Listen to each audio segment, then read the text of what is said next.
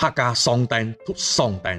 誕彎起來嘅意思，因為客家嘅方言啊，喪同喪係同音，有啲客家地區嘅客家人比較忌諱，所以喪誕也稱為神誕，係客家嘅民間民俗法統。每人啊，凡本鄉本厝要添燈嘅家庭啊，必須喺子公堂下上半晚上一盞新嘅燈籠行添燈。喪燈嘅日期呢，最早為正月19，最遲係正月19，但一般啊都會喺正月15嘅前後1-2日來去舉行一種神燈嘅儀式。喪燈呢，意味向子方啊來匯報，係會卡添新燈呢。喪燈嘅時候呢，要置辦生神、酒果來去敬子公同埋天地神明。講究嘅人家話，可以辦酒席，請親朋好友一下來子公堂下熱鬧下喂。呢隻習俗啊，和客家嘅祭祀體系啊，好多地方都會有，但係以新人係最為熱鬧嘅哦。啊，禮節十分多，一旦喪燈以後呢，中間還有暖燈，面下還有敬子謝天地，十分隆重熱烈哦。喺客家嘅宗族社會啊，